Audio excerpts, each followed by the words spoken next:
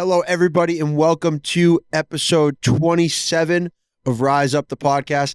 I'm here with Greg Grenlian. Our boy Scotty Rogers is running in a little late, coming from a big Calvert Hall game, so he'll be joining us later for the Ryder Garnsey interview. That's a little spoiler alert. We have a big episode with our boy Ryder coming on. He's going to talk about Notre Dame. He's going to talk about the Redwoods outlook on the season, back-to-back weeks with some Redwoods guys. But before we get into everything that happened this week in the world of the NCAA, the world of PLL, Greg, man, tell me what's going on. Not much, man. Just, hammering it out, grinding. You know how we do. We got, stuff set up for the FOA. Our overnight camp at Navy is officially sold out 3 months in advance. Our Western Showcase is up in 3 weeks in Vegas, so we're humming along. How about you, man? That's awesome, man. Love to hear that. I've been busy. I've been running all over the place. I had a bachelor party last weekend for my girlfriend's older sister's fiance, but we're boys. He played lacrosse at Georgetown, and so all of his Georgetown buddies were there. And Villanova played Georgetown on Friday night, and we were watching it, and I was getting dunked on.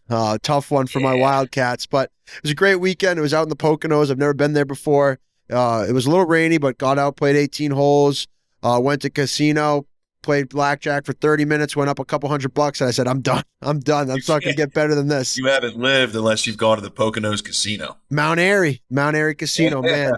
There's some people in there that are growing roots to the ground. You can tell. Yeah. But, it was a great week. Great weekend. This weekend, I'm excited for some lacrosse. I'm excited for Villanova playing Thursday night. Going to get my boys together in the city, watch that game, and then I'm running a half marathon this weekend, which I'm wildly underly prepared for. Wow. God bless you. Your girlfriend's prepared though, right? She's been trying to train you. Oh yeah. We did like a running interval class at the gym this morning, and I'm like soaking wet, like dripping on the treadmill, and she's just like cruising along, and I'm like, what the heck? But it'll be fun. Hopefully it's good weather. But man, I missed a lot of games this weekend besides the Villanova Georgetown one, so you're gonna have to catch me up. I watched some highlights. I'm interested to hear what you thought. But before we get into our recaps, before we get into our PLL updates, gonna shout out our sponsors, Rowback. Promo code RISEUP20 for 20% off your order. Summertime's coming up. Get your shorts from Rowback. Get your golf shirts. I was rocking mine this weekend while I was on the links. And as always, shout out to Face Off Academy and 42 Performance. As Greg mentioned earlier, his showcase at the Naval Academy is sold out. He's getting Face Off guys better consistently. You can see it throughout the NCAA, his hand in coaching all of these extraordinary Face Off guys. So, man, shout out to these two. Thank you, big dog. Thank you. I think, we can definitely talk about these recaps here. We can go by my bets if you'd like. Yeah, let's do that. I love that. I was on a heater this weekend. I love to hear that. Had Hofstra at +1.5. Okay. They covered. Good for them. I had Michigan at -2. That was a layup against Ohio State. The Bonnies were 11.5 goal dogs. They did not cover. Oh, no. Who'd they play? They did not cover. That's a lot of goals to not cover. That's a lot of goals, man. I don't know who they played, actually. I just have who I bet on. Mercer did not cover either at -5. Mercer actually today. I'm looking at Mercer beat. Oh, only by 4. Only by 4. Only by 4. The Bonnies lost 26-10 to Richmond. Yeah. Princeton Cornell, the over of 26.5, never stood a shot. Cuse and Duke had the over for that, 28.5. That they blew that out of the water. UMass Lowell, +1.5, they covered. Utah and Queens under 29.5. Bingo. I love it. Delaware Towson over 24.5. Bingo. Upset there too. Towson knocked off the Blue Hens. That's right. And we have a rematch coming up. CAA. Yep. Never freaking know. We always say it. Shout out again to Matt Constantinides, who's playing like an absolute savage. He should get All-American consideration this year, by the way. UVM -2, easily. Yale, Harvard, under 28.5. Bingo. And then I got one wrong. Got Jacksonville covering at -3.5. That didn't happen. So I've been the biggest Jacksonville proponent this year. I love gassing them up. I think Galloway's done a fantastic job down there, but I don't know what's going on. They've tapered off. They just, today they lost to Robert Morris 9-8. I'm going to tell you right now, I watched that Robert Morris game because I had financial incentive to do so. And I took the Jacksonville money line because I don't trust betting on their spreads anymore. Yeah. And I'm going to tell you right now, Sides, did you see any of that game? No, I saw some highlights. I saw the 9th goal. The kid just kind of went back, forth, and then like lefty leaner. The Robert Morris plays like the chaos. That's their style. A terrible game to watch. It was like both teams had one or two players that were point shaving. Oh my gosh. They were just throwing the ball into the stands. It was horrible. And then Jacksonville was down by 4 with like 4 minutes left and went on a roll. But shout out to Bobby Moe. They put it together, and their face-offs unit did a number on Jacksonville. So shout out to them. That was pretty impressive stuff. So one game that I saw the score of, and it's not on our sheet of kind of the bigger games, more impactful games of the weekend, but did you see the final score of Marist versus Quinnipiac in the MAC quarterfinals? 29-19. I thought that was a typo. I mean, it was a defensive coordinator's dream. And I know the goalie for Quinnipiac. He's a good goalie. Kid Nick DiMuccio. He's a Clams guy. Played in the Clams program that I've coached in and grew up playing in. But man, he saw 40 shots. What are you gonna do, right? God, that is 29. 29, and they left him in the whole game. How is there enough time on the clock for a team to score 19 goals and give up 29 goals? I have no idea. It's crazy result, but that's why it's so funny. It's like, that's just classic Maction, right? They love saying it for the college football, but man, that lacrosse game was some serious Maction. Some bigger games of the weekend, right? Duke versus Cuse. We talked about how Cuse kind of had 2 opportunities to really make a push. They came up a little short against a Duke team. Like we said, I think all year, Cuse is a year, maybe 2 years away from really making noise. Their freshmen coming in next year, their face-offs. I think their freshman face-off man is going to be an immediate boost. I think Cuse is 1 year away. It's going to be a serious contender. And in the rematch of UVA Notre Dame, UVA comes out on top for the second time, 12-8. Dude, in that game, man, it just looked. UVA was like, that was vintage Lars Tiffany defense. Well, I was going to say, I was expecting a way higher scoring game for both sides. Yeah, Notre Dame looked stifled at times. Totally. Like they were completely lost on offense. Like they didn't know what they were doing. And that was jarring to see a juggernaut like that do that. But that's vintage Lars Tiffany. I was actually talking to another ACC coach today, and we were just talking about that. Just like, wow, like, Lars is, one of the best. I played for him, and I've been in that room, man. When he's breaking down the defense and the team he's going against, the scouting he has, like he's like, the kid's going to take 3 steps to the right and then roll back. Like he's so exact. It was really impressive by UVA. Cornell 14-13 in overtime over Princeton. You're big on Princeton, and Princeton is going to be one of the greatest teams of all time that won't be in the tournament. Well, so Princeton, we're getting a little ahead of ourselves here, but it's good to bring up. Princeton has a big opportunity to be a bid thief in that Ivy League, right? Because I think right now Cornell's locked, Yale's basically locked, Penn is sitting on the bubble. But if Princeton beats Penn and then wins whoever they play in the Ivy League championship, that takes a bit away. I think they're sitting at 6-6 now, or 6-7. I think Princeton has to win the Ivy League championship. Yes, to have to win the tournament. But from this result, they absolutely are capable of doing that. Well, I've been saying it all year. I think when it comes to the actual tournament, I think Cornell and Princeton are the two teams that can win the Ivy League tournament. I mean, the semifinals are going to be great games. Cornell plays Yale and Princeton plays Penn. So those are great games during the regular season. Excited to watch those. They're going to be great games. And there's big implications there for my Wildcats. So got to Huge. Huge. If somebody steals a bid, you guys or Denver are in trouble. Totally. And then, off of that, Villanova lost to Georgetown this weekend. I mentioned that earlier in the intro.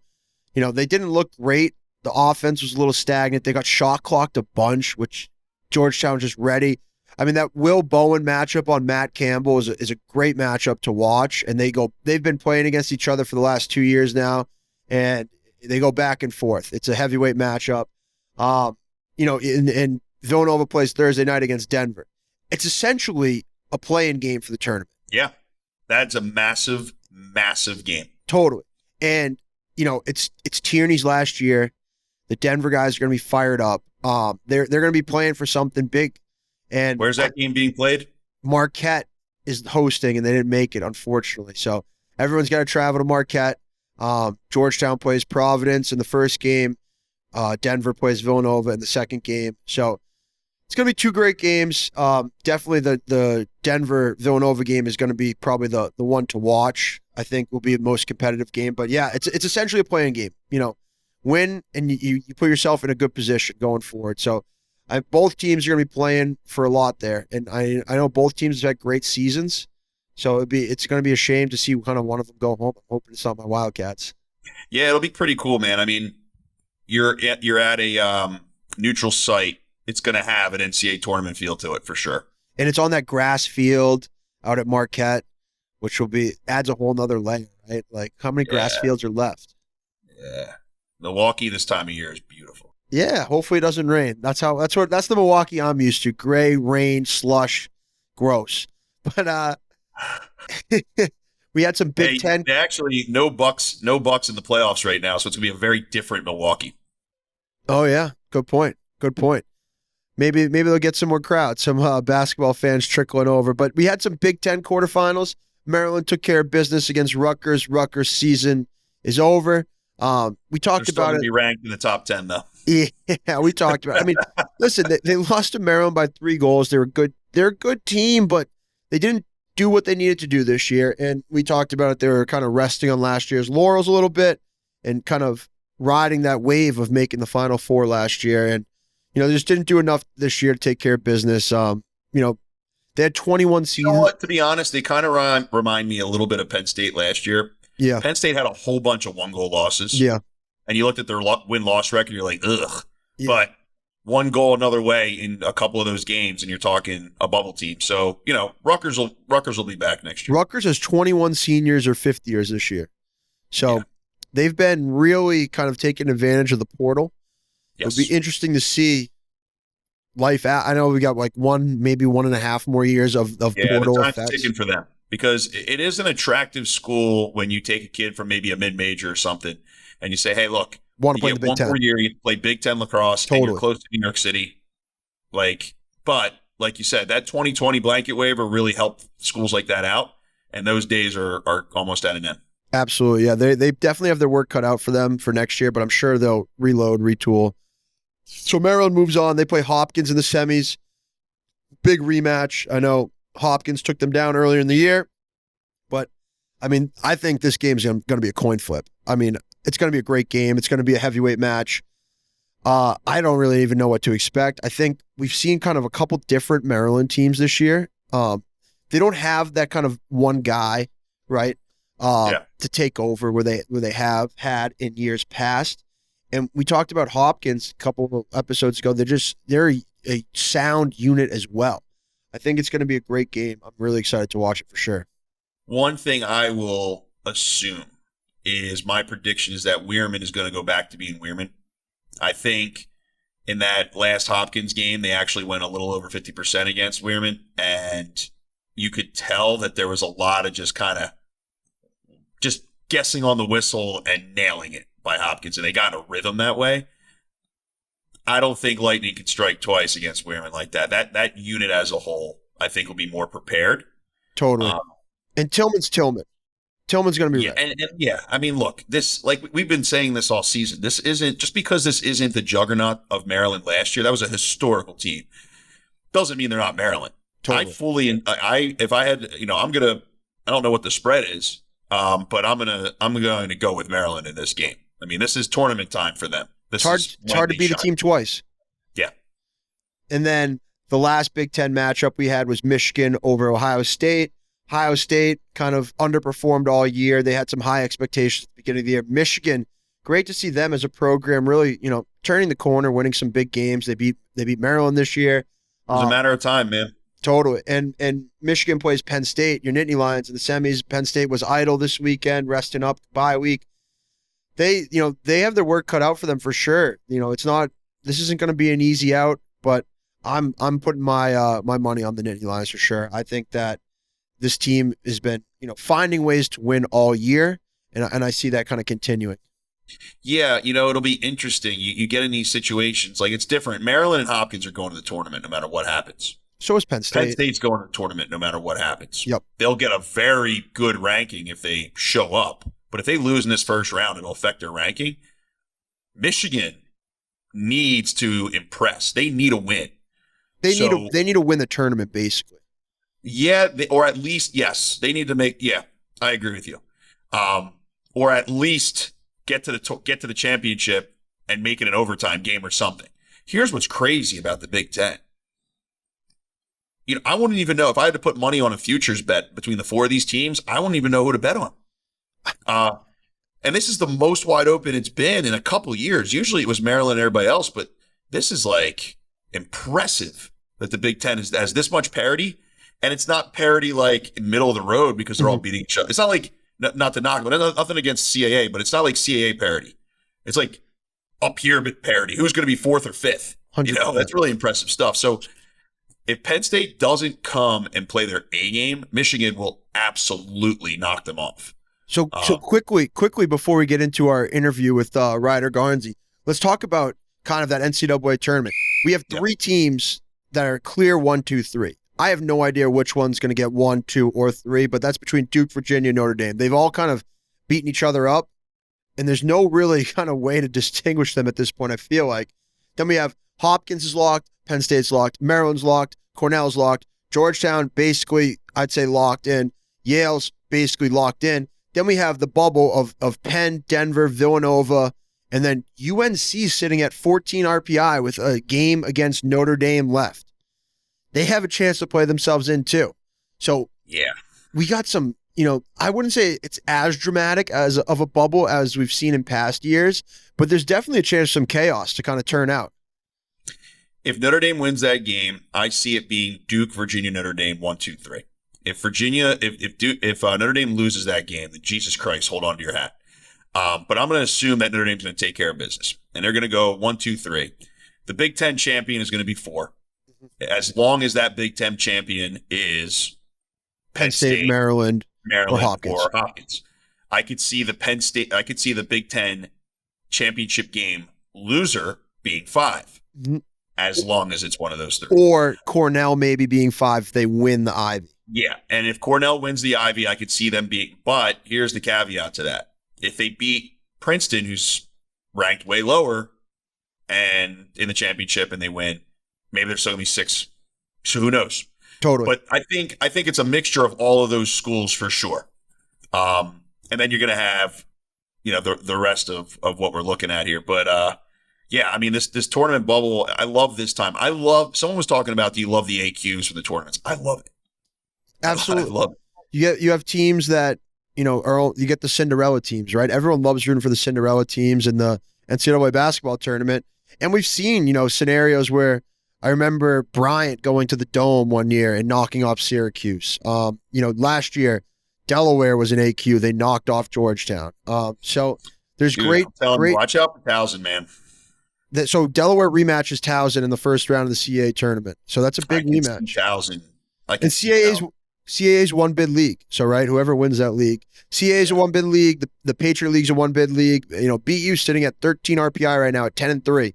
It's between them and Army right now. And unfortunately, I think the loser of that Pat League championship doesn't make the tournament. I agree with you. And who knows? Who knows what Lehigh can do? They have the best face-off man in the country. Lehigh is in an absolute barn burner right now with Yeah, 6-4 right now in the third quarter versus Lafayette. that's might not be the most fun game to watch, but that's a hard hat and lunch pail game. But yeah, I mean, you're absolutely right. All these tournaments, who knows how they're going to shake out? It's going to be such exciting lacrosse to watch. Thursday, Saturday, Friday, Sunday. I don't know. There's some games, so big weekend of college lacrosse. Exciting weekend. I'm pumped to tune in. I'm not doing much this weekend, so I'm going to be locked in on the couch after running that 13.2 and just icing down my calves and watching some lacrosse. Yeah, you're gonna be icing a lot of things that day. Well, man, that's a great recap. And without further ado, I'd love to turn it over to our interview with Redwoods Lacrosse Club member Ryder Garnsey.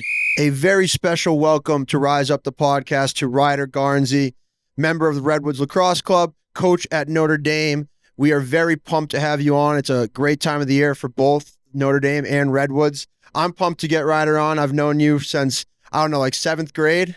Usually we have a lot of Greg and Scotty's friends on, so it's good to get one of my guys on. I know you guys were teammates too, but Greg, I was teammates with Ryder probably 15 years before you were. So, man, pumped to have you on.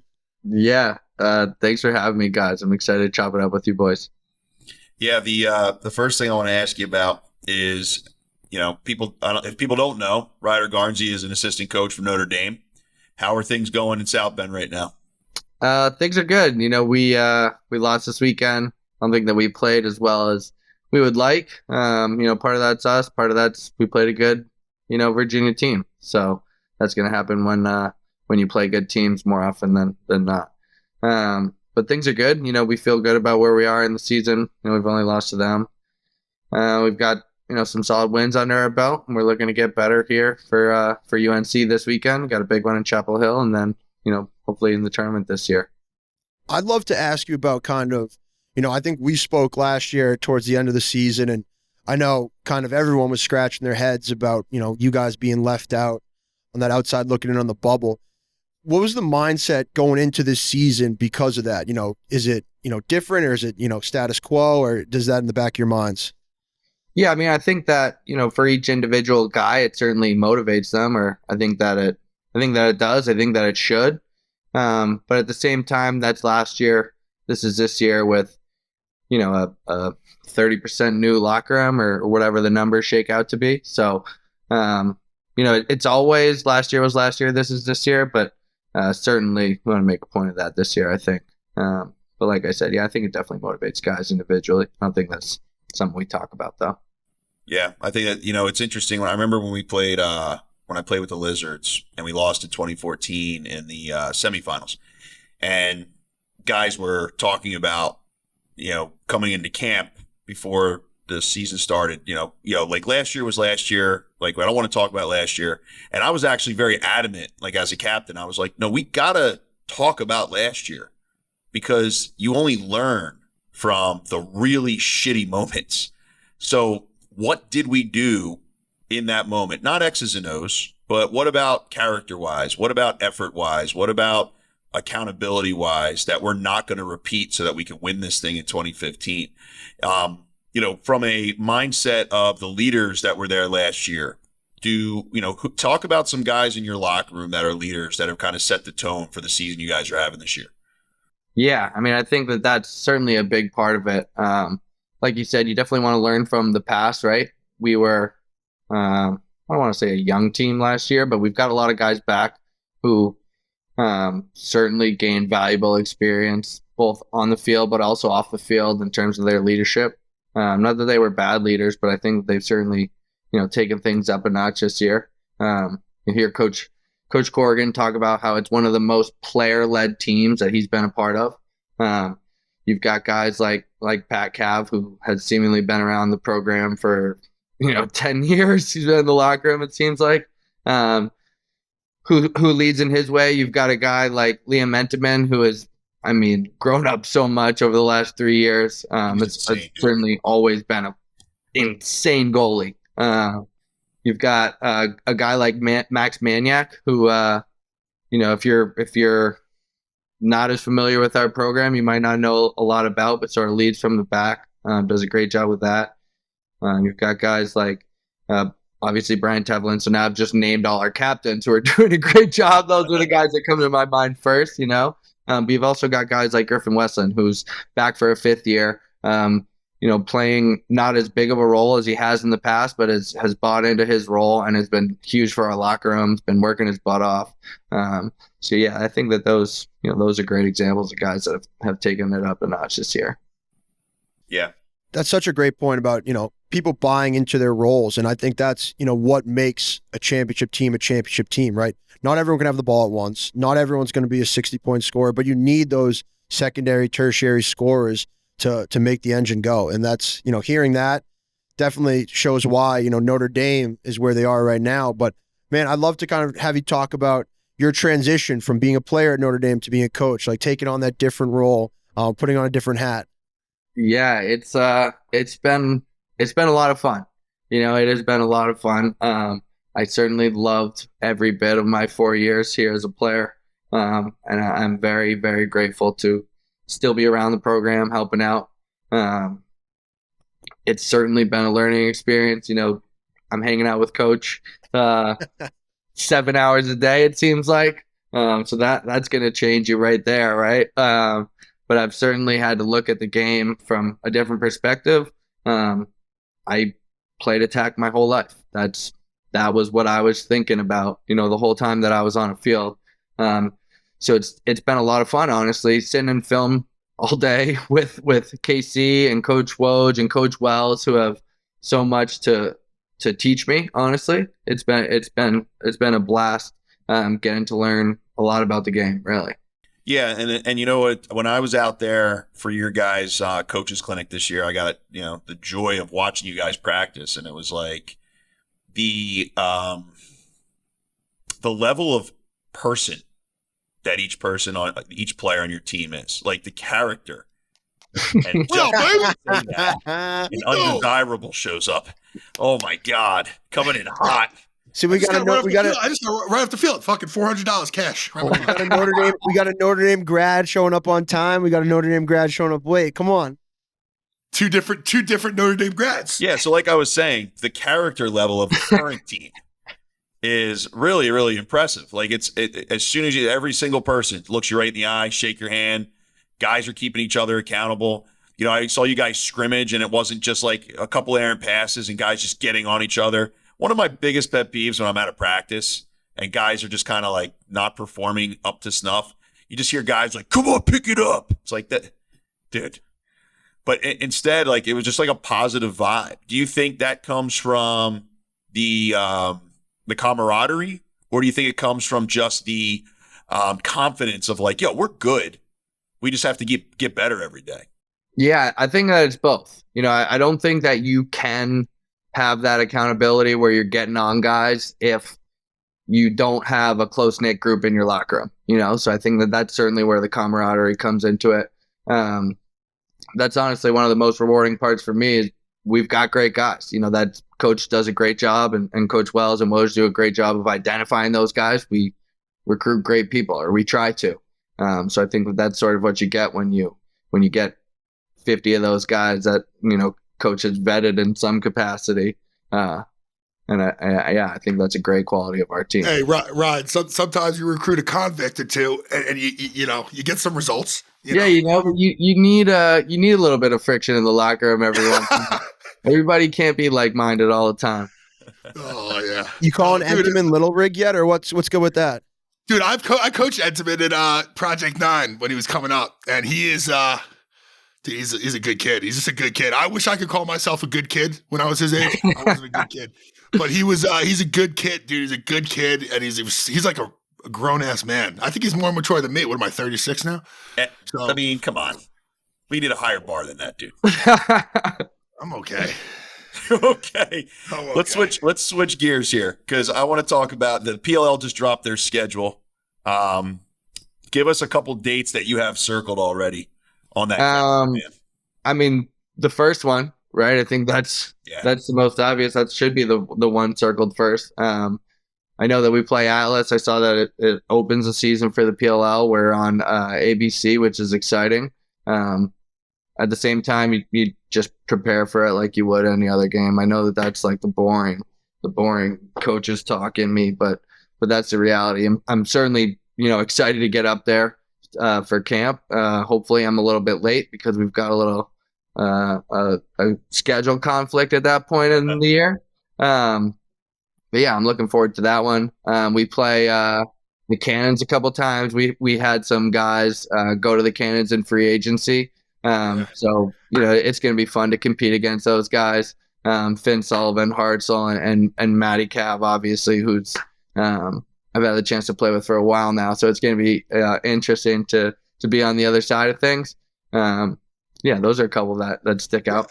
Hey, Rod, watching you play and kind of, getting to know you a little bit, just watching your demeanor off the field, right? And then honestly, you're a fucking mellow guy, right? You're a chill guy. And watching you on the field just turn into a goddamn menace. What is that like? Is that something because I always treated, when I play pro, I always treat it like I have an alter ego. I treat it like WWE. Once I get that eye black on, once I get the fresh shave in my head, I'm that guy. I'm not, I'm not Scotty Rogers anymore. So, what do you treat it like on game day? What are you trying to do? Are you trying to compete, or is it competing? Or are you trying to get under guys' skin? I think I'm trying to compete as hard as I can. I don't, like you said, my personality off the field is pretty mellow. That personality doesn't really work on the field. That doesn't fly. So, I don't know if it's a conscious decision, but it's just I'm trying to win. So if that's what it takes, and that's what it takes, and I gotta, I don't know, I sort of lose my mind out there a little bit, but that's the reality. That's just what it takes for me. Some guys are like that 24/7, and that's cool. That's them. That's not me. I'm gonna die a little sooner than you, but yeah. yeah. I think that's one of the beautiful things about playing a competitive sport, though, especially a high level sport, is one of the biggest things I'm going to miss from playing is that gave me my outlet to just let it all hang out, right? Throughout the day, you are at work, or you're a coach, or, you're a husband or whatever. And then when you, like Scotty said, you put the eye black on, you get to run out on the field, and you just get to be a freaking psychopath. And, when the game's over, you're just kind of like, ugh. Now I can rest for a week and do that again next weekend. Rod, what do the kids think? The guys you coach, right? What do they? Because they definitely watch you play. I mean, you're stud. What do they think? Do you ever get any talk about? They ever ask what the fuck? Jesus. Yeah, every once in a while, someone will bring something up. Some clip will surface on Instagram or something. And they'll be like, "Oh, coach, what was going on there?" And it's like do as I say, not as I do type of deal. Jerry Byrne, don't even feel bad about that, because Jerry Byrne, when I first met him, he was teaching guys kayaks in Lake Placid. He was teaching guys kayaks and takeaways. We get to the first day of practice at Notre Dame, and he gets introduced, and he's like, "We're just gonna play GLE. You're gonna stay disciplined. Anyone that goes over the head is down the end line." We're like, "I just watched you strip 10 guys at Lake Placid, brother. What are you talking about?" Like you said, yeah. It's weird. I think I sort of have some of those same tendencies when I'm coaching. Some of the things that I do, I wouldn't coach, not because they can't be effective, but if that's your plan A, that's probably a bad plan A. Yeah. Well, I also think there's something to be said about the fact that every single athlete can benefit from the basics. And then you have to prove you can do the basics before you can do other stuff. And you have to earn that. And it's funny, when you say graduation from college, you literally graduate to the point where you're allowed to do other stuff, right? I didn't play at all the way I played in college. And I talk about Jeremy Sieverts all the time as kind of an example, right? Jeremy Sieverts played in college. He was very much like a system midfielder. Yeah. And then he goes to the pros, and they're like, "Nah, you do whatever the hell you want." And he's like, "Oh, bombing twos like a crazy person, diving in the crease." I watched him play a Butler, dude. He was so generic, yeah. Dude, and that's the thing is once the cuffs are off, you can be more human. And I think, this happens in every NBA.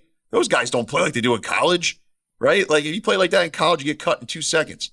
So, yeah, I think, your style of play fits you, but you also, it fits within the offense of the Redwoods. Now, speaking of the Redwoods, you're going to just lose people this year. You've gained. What are you looking forward to in the draft? What are you looking forward to hopefully picking up? What kind of athletes? Oh wow. What do we need? I've seen some of the I saw the mock draft today on Inside Lacrosse. I don't know if that was today, but I saw it today. And I disagree with that. I can tell you that much. They had us drafting a face-off guy. I think we've got a pretty good one in TD. Yeah, you have a pretty decent face-off guy. Yeah. Who took the mock draft? Who picked that? Kyle Devitt? Who's that? It was on Inside Lacrosse. I don't know who came up with this mock draft. The brain trust. Whoever came up with that, take his writing privileges away. I'm pulling that shit up right now. Oh, there he goes. Now you just started a whole day. It's a whole rant now. Now you're in trouble. Let's see here. Yeah, TD's pretty good. I think, like I said, you lose Maddie. Maddie's, you know how I think Maddie's one of the most clutch. Fucking man, he's a clutch. But in a sense, bro, you guys I've always reminded me of very similar skill. I mean, you guys are both creative. You're both like kamikazes the way you dodge. You're going to take the hit and get one and get a bucket. I don't know. I think it's a great opportunity for you to kind of have that creativity. And now you're just the guy. I know Maddie's one of your good friends, but I just always, yeah, I mean, I think that there's part of that. There's 6 guys on offense, right? So, and only so much field. But at the same time, you're always better with Matt Kavanaugh on your team. Yeah. That's just the way that I look at it. So me too. Love playing with that guy. Would take him on my team any day of the week. Right. Are there any locations you're pumped about this summer? I mean, honestly, Denver last year. We play the Cannons again this year. Part of it was a throwback unis; those were sweet. But the atmosphere was great. Peter Barton Stadium is cool. Just as standalone. But then you add the packed crowd. It's a night game, and I think it is again this year, which was freaking awesome. We won. We're gonna be playing the Cannons again, so that's the one that sticks out in my head the most. Playing in the Star is really cool. That's a great venue. As a goalie, it's oof. It's tough. That backdrop is tough. Yeah, you can't see that thing really. That's interesting. I gotta let it fly, I guess. Let it fly. Hey, 2 bombs, you might break a record. I gotta get 1-2 before I retire. That's my goal. I got that range. Dude, I got a good tip for you. Play in the Sixes tournament. You can get like 12. Yeah, I might be able to hit one in there. Dude, I was just waiting. I don't know who wrote this article, but Kevin Brown tweeted it out. You're out of their goddamn minds. They're high as a kite over there. Yeah. Some people edibles are legal some places. Yo, someone's on something. Look, I love Petey LaSalle, and I think he should absolutely be the first or second face-off guy in the draft. But but not to TD, right? You have a top 4 face-off guy. Yeah, good. Kevin Brown is spending too much time with Aaron Rodgers. Little peyote, little too much peyote. I'm looking at the locations right now. I see Long Island is until the playoffs. It's going to be a tough time to get you out in Montauk. Yeah, it's going to be tough to head out there after for the old 4th of July. I thought you were a Nantucket. Aren't you a Nantucket guy? No, you're a Montauk guy? Honestly, I love being at the lake in New Hampshire. That's my favorite spot to be. My parents got a little place on one of the islands that is A1. But one year we played on at Hofstra on like July 3rd, or maybe it was July 4th.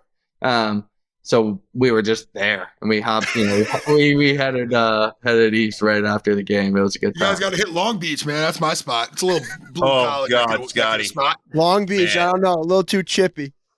Well, God, it is you're chippy. built for Long Beach. It's like, hey, you bump into a guy, you get a beer, you're like, what the fuck you just say? You're like, what?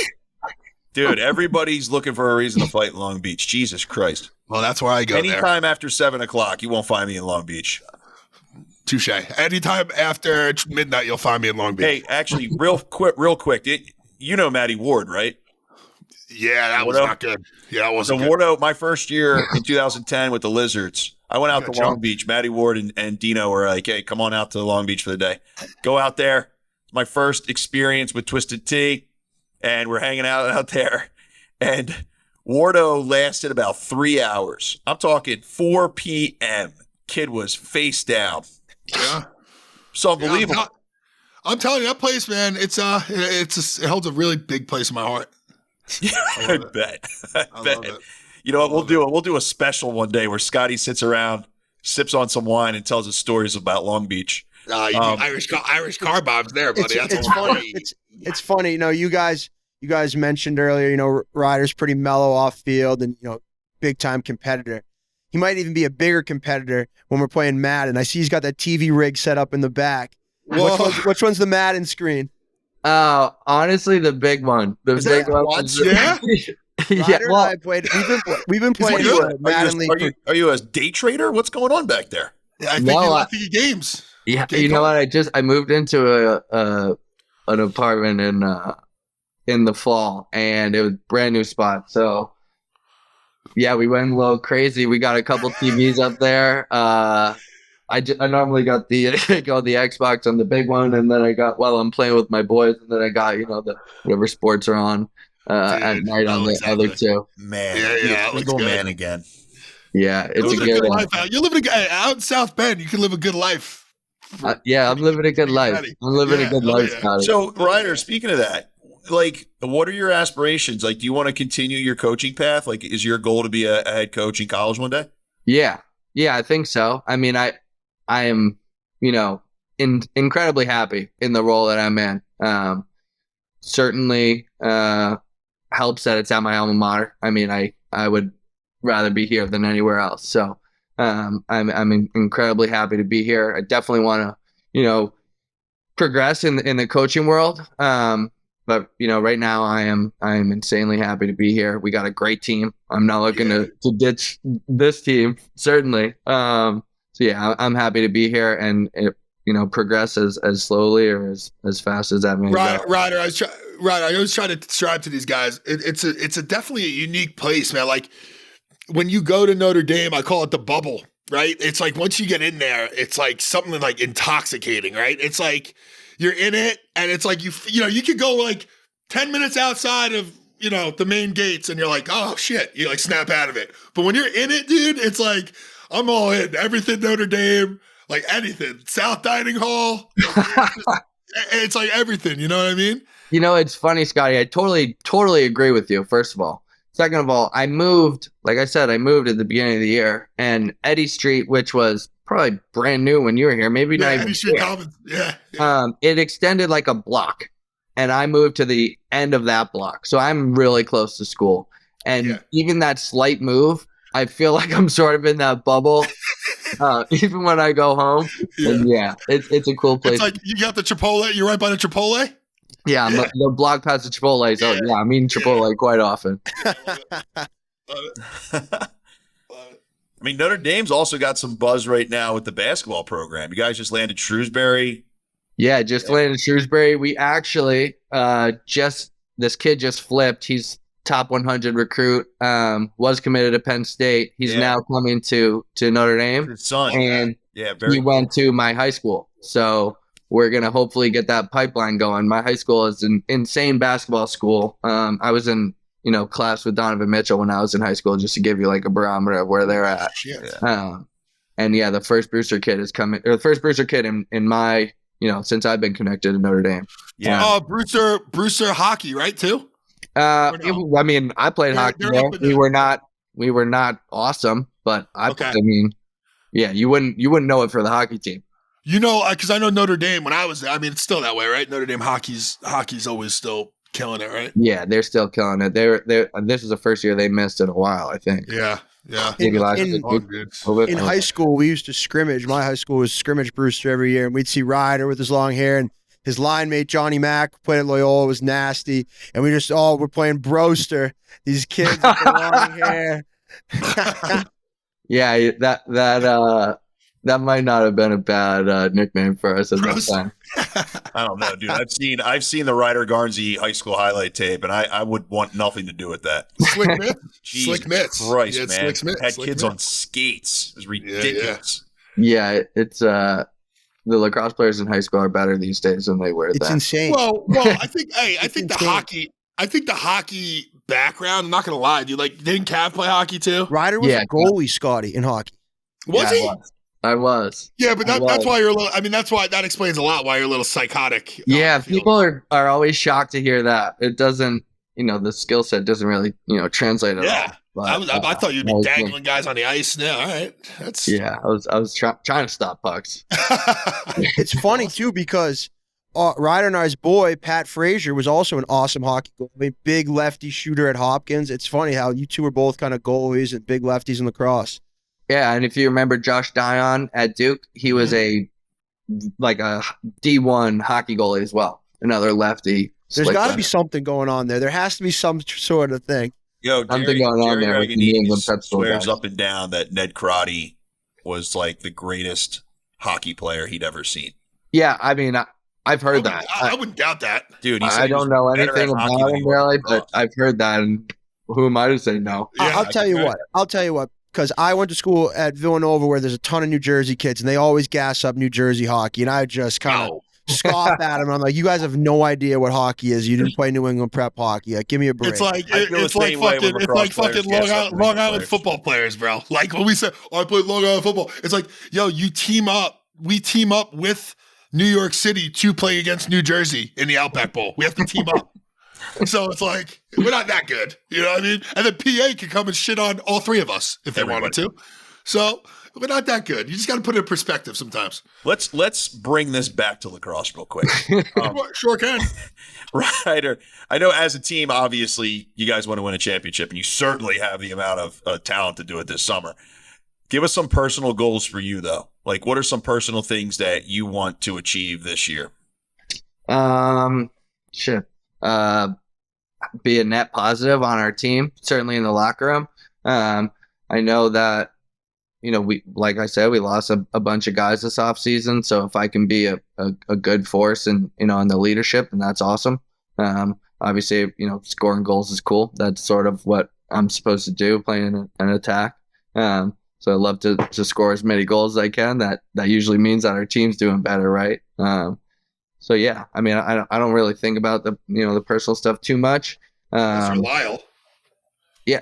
I mean, there are a lot of phenomenal players that you gotta be playing at your best to even put yourself in that conversation. So the personal stuff will come certainly more often when our team's doing better. So score a lot of goals, help our team win a bunch of games.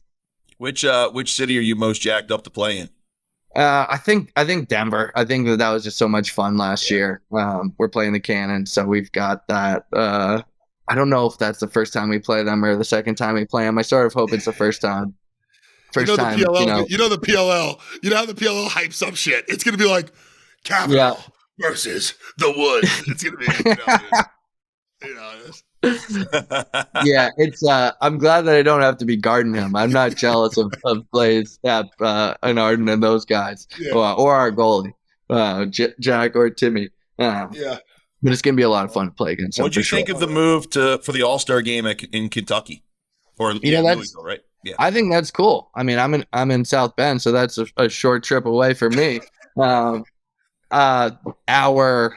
Our sports information guy was actually talking to me today about how cool the stadium there is. Yeah.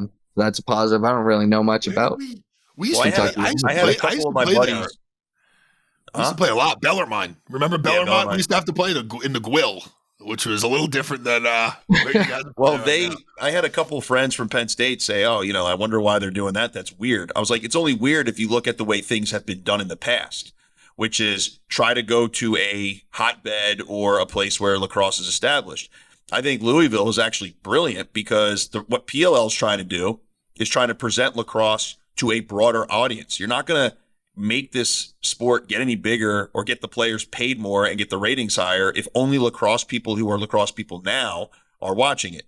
So you guys are playing on ABC, massive, right? Then also you go to Louisville where there is a women's team, a good one. They have a stadium, they have infrastructure, but men's lacrosse is still a thing that needs to be built around there. So if you're introducing this to a brand new state, brand new audience, that's how you're going to make lacrosse more mainstream. I really like it. Yeah, I mean, like you said, the reality of the situation is the more fans, the better, right? So if we can go there and put on a good product, or the All-Stars can go. Well, there we go. There's a personal goal. I'll try to be an All-Star this year. That's not even like you're gonna be an All-Star. I'll vote. Thanks. I'll hold you to that. I'll shoot you a text when it's time to vote. I'm sure he has a vote. But if the guys can go there and put on a good product and captivate the audience, then that's great for the game. I think it's a positive either way. If you go to Long Island or Philly or something like that, all those people that are going to be going to that game are probably already, hooked on the lacrosse thing. So yeah. It's probably also, I remember the MLL issue. What I always said for years was like the MLL would market to little kids that played lacrosse in hotbeds. And I was like, the only market that's not around in summer weekends are the kids from Long Island and Philly and Maryland because they're playing games. I remember Joe Spallina, our head coach of the Lizards, used to schedule tournaments the same day as Lizards games. Like his club team's in Maryland, and we're playing in Hofstra with an empty stadium. So yeah, I really like how I remember, at least in 2019, there were a lot of like 20s and 30 somethings in the stands. And that was something you weren't really used to in the MLL, unless you went to Bayhawk Stadium and you saw the drunk people in the end zone. You need booze. Yeah, I mean, I was spoiled because my first year out of college was the PLL, so I don't know what you guys were used to. Oh, you don't know about getting paid fucking $7,000, do you? Fortunately, I don't. It's sick. Oh, it was awesome. Let me tell you. It's like getting paid $400 for a game, going to the bar and saying, "Hey, we just broke even for the weekend. Let's go call it." Ryder. Yeah, it's been cool and a little bit surprising that there's certainly been plenty of fans that you wouldn't have expected. Like you said, it's not the 15-year-old kid from Baltimore who. Nah, dude, we were at Philly, Ryder. We were at Philly for the live show. We were like amazed at just. Dude, it was unreal. Like the different parody of fans. I mean, it was like just regular bros drinking. Like, yo, this is fun. Like, we're at a sporting event, which you would never see. And then there was just like dads that were like, "Hey, Greg and Scotty." We're like, "Hey," because the dads are the only ones who remember us playing at this point. Yeah, right. You guys should be playing. Like, dude, you're 45. Before we get you out of here, Ryder, I like to ask one controversial rules question. Do you see the NCAA eventually getting a 2-point line? Wow, that's a good question. Don't ask Coach Corrigan because I know he'll freak out about it. But I know what his answer is. Do I see it? I mean, I think you could, right? Like 20 years ago, when you had the horn and the shot clock was like the smallest bit of somebody's brain, nobody would have expected the game to be played the way that it is today. Yeah. So maybe I get that's such a cop out. That's such a cop out. I'll go yes. I could see it eventually. I don't think that it's anytime soon, but I mean, we've got the shot clock. The game is certainly better than it was 20 years ago. Can I ask him one question? Because we asked Epple, and Epple had probably my point of view on it. The crease dive. What do we think here? Let's get Attackman's view on this. Yeah, I mean, look, I think that the small cone thing is a waste of time. I don't know. I think it's I don't think that it's officiated correctly, but I don't think that that's on the refs. I think that it's just they're put in an impossible situation to think about 17 different things. And the guy get pushed. Did he not? Did he make contact with the goalie? Did he not? Did the ball go in before he like? So I think that it's probably easier for the refs and like the guys playing to eliminate it. Now, I'm a fan of it because I think that's your thing. And like it's a way that I can score that I couldn't have scored when I was in college. So I'm not in favor of getting rid of it. I think that the refs are put in a terrible spot with how the rule's written. And I don't have a solution to that. So because I asked Epple this. We get rid of the inside crease or the first crease or whatever the fuck you call it. We make the crease itself just a yard bigger, and we allow guys to dive however they want with impunity. So, in order to protect the goalies, because the odds of it being a yard wider in diameter, the odds of you landing into the goalie's knees is way lower. So the thing about this is now I asked Ryder, Scotty. I don't care because I'm the goalie. I'll let the goalie go. I'm actually the guy getting dove into. So if you're going to play a victim as a goalie and you're just going to get dove into, then yes, it sucks. If you're going to be, I've always been known to like come out, close that door, take the penalty, and then maybe it doesn't happen again. Maybe a guy like Ryder, probably not Ryder. Ryder will keep coming.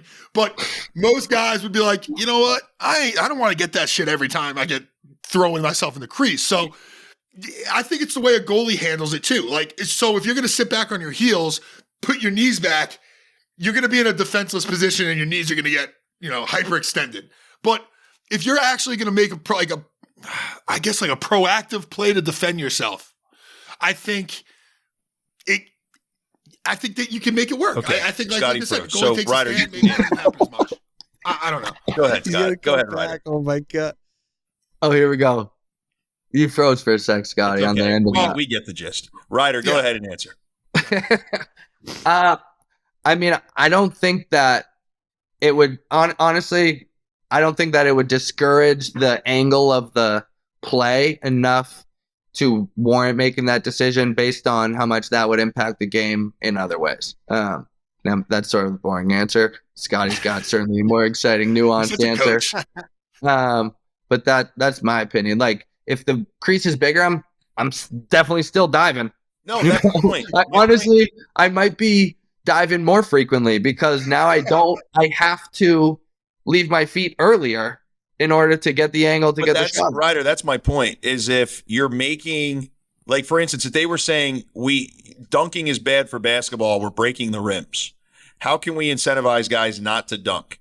Okay, well, then you make an arc that's a little bit wider away from the goal. So my thing is, like, if the crease itself is bigger, it's harder for you to dive far enough to injure the goalie.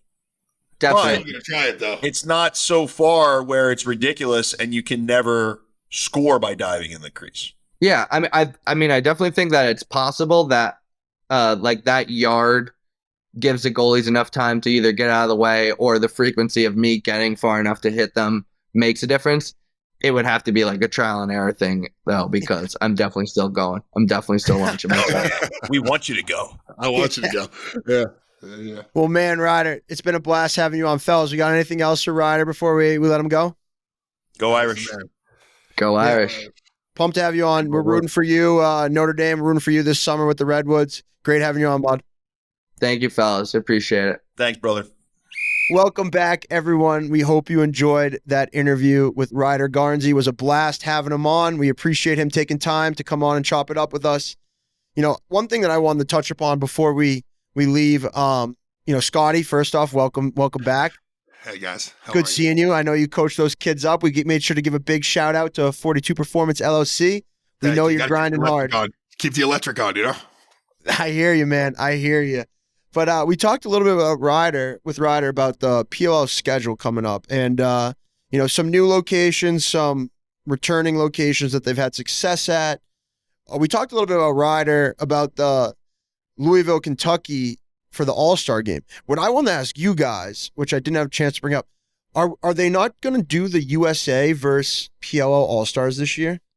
No. Why? And I thought that was awesome. When you like that game? You like that game? I right? love that game. Hey, that game was always awesome for the MLL guys. Yeah, because they were pissed.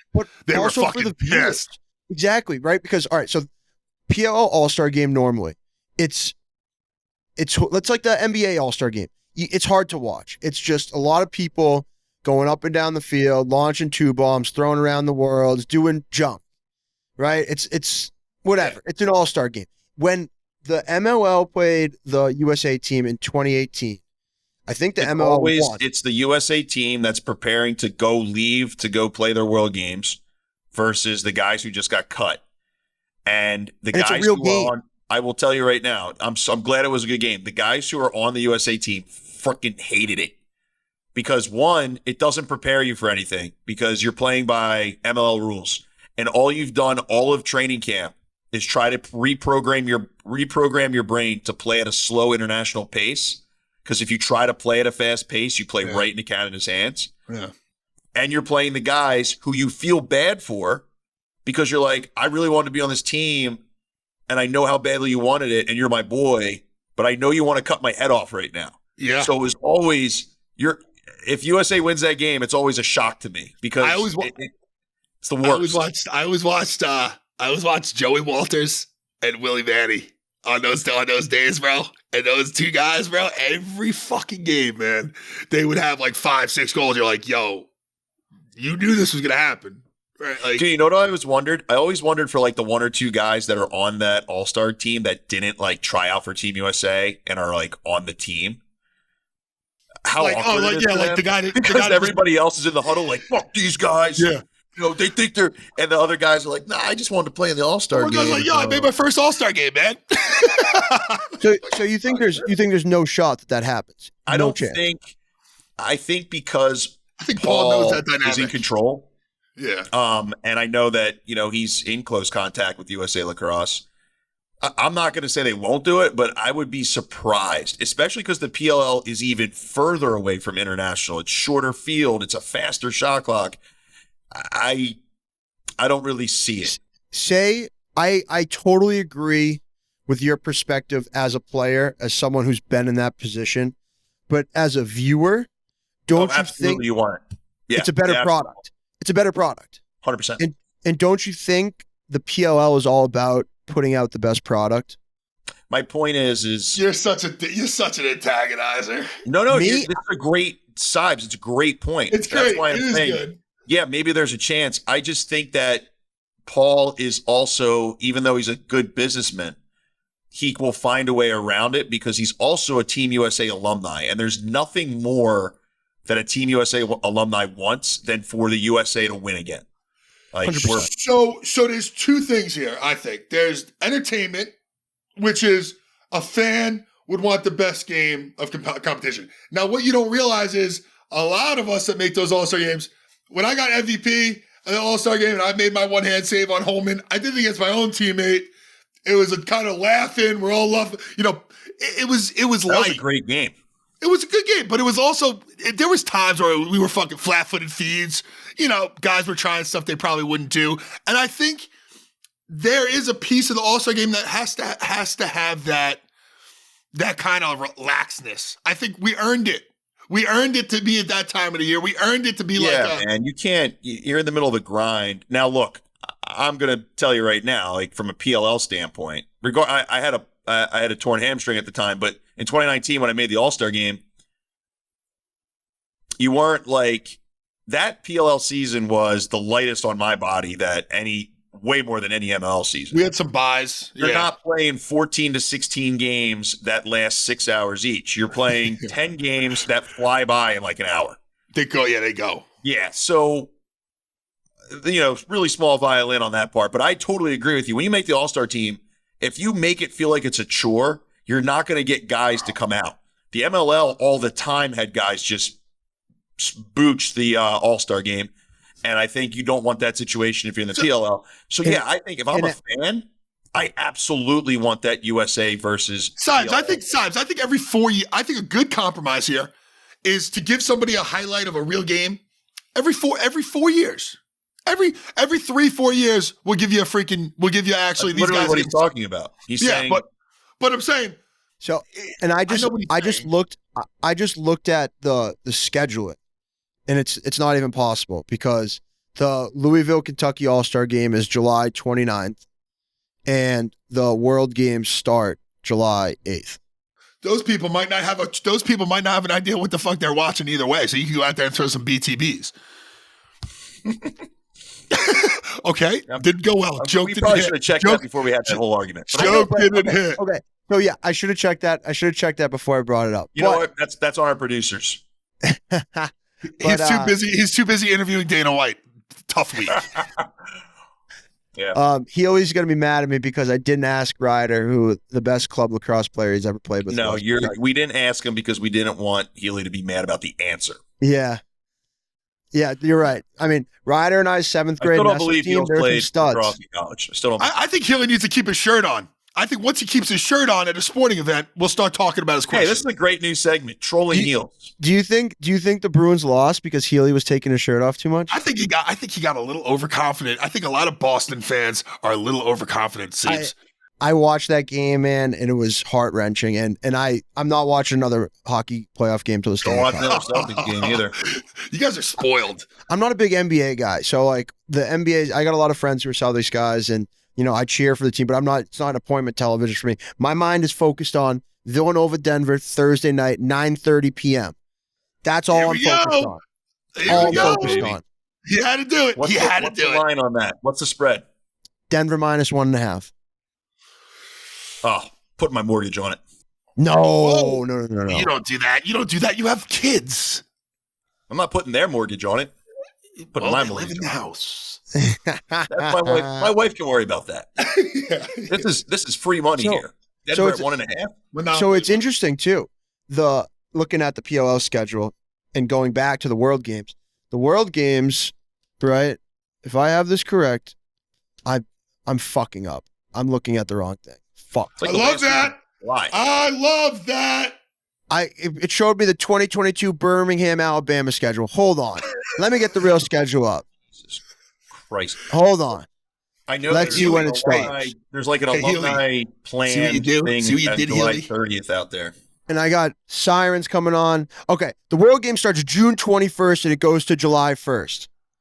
So it still doesn't work out with the PLL schedule. But so PLL has a break. The last game, the PLL has a break then. So there's no replacement players. There's no overlap between the PLL and the World Games, which is good, I think. Yeah, that's smart. All right. Guys, so the last game.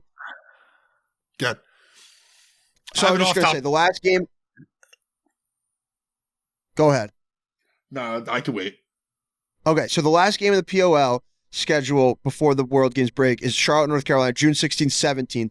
And then the PLL doesn't come back till July 8th, 9th. So that whole block of time is reserved for the World Games, guys, which is good. But, I mean, those guys are going to be worse gassed. than missing games when you were playing over in the World Games. It was the worst. Yeah. Scotty, what's up? Embarrassing. No, I got actually. I was talking about PL. I'm doing the PL assist stuff. Not a plug here, but kind of. I'm doing the pediatric cancer, visits for the PLL. So that's nice. I'm heading that, which is That's nice. awesome, So, man. Good for you. thanks, man. Thank you. Yeah, I'm trying to put my passion into something so I don't kill a 12-year-old on Instagram. So, but I was called the guy said he's always been a fan of mine that runs the PLL assist, Eric Mathau. And he said, "You always reminded me of Gronk. You're like the Gronk of pro lacrosse." And I said, "I'm 36 years old." He goes, "Yeah." I said, "Well, I got a lot of soul searching to do, don't I? If I'm the Gronk, man." How old Gronk? I mean, Gronk's a little younger, but you know what Gronk does? Yeah, some pretty cool stuff. Yeah, wins championships. With the Pats, baby. Come on. All right. Well, I see Shows it up at like differently. Rob Zombie concerts without a shirt on and gets hammered. Yeah. Well, you see what I do at certain places, so maybe there is a comparison. But what do you guys? I just wanted to see what you guys thought. I don't know. No, I don't know. I think I would say a better looking Gronk. Oh, thank you, sir. Yeah. I think you're more calculated than Gronk. I think Gronk is a little just airhead. You're a little bit more calculated. Thank you. Yeah. Thank You're you, welcome. because Rebecca always said you got to grow up a little bit at some point. I said, if Gronk doesn't have to do it, why do I have to do it? Don't got to do it. That is a myth perpetuated by women. Stay gold, pony boy. Stay gold. All we got to do is just keep getting older. We don't have to grow up. Yeah. Thanks. That was good, Greg. That was good shit. I've said that enough times to my own wife. That's why. But yeah, I think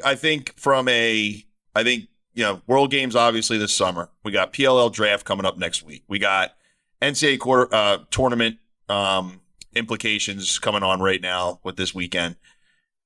It's going to be awesome. So I can't wait to get back on this thing with you guys next week, and we could talk about what the hell happened this coming weekend, because it's going to be bananas.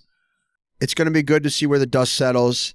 Scotty and Greg, fortunately for you guys, your teams are in. Your teams are in right now. I know we want Penn State to win that Big Ten tournament. Yeah. And we want Notre Dame to win their last game against UNC. But, man, my Wildcats have some work to do, so I'm hoping that they come out on top in their games this week.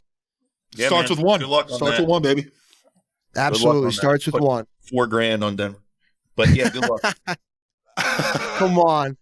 Dude, it's Tierney's last tournament. You out of your That's mind? like, yeah, you're not. See, That should totally move the spread. He always gets me sympathizing with Villanova. He gets me like I kind of get you to believe. Yeah, Get he you to lulls you to believe. sleep, and then all of a sudden you're like, wait a minute, this is And then Tierney. I'm going, Coach fucking T. Scotty, did you watch Ted Lasso? I haven't got into it. It looks too wholesome for me. I was just going to say, I think you could use it. You know, because it is wholesome. Thank you. It's awesome. And, I need God.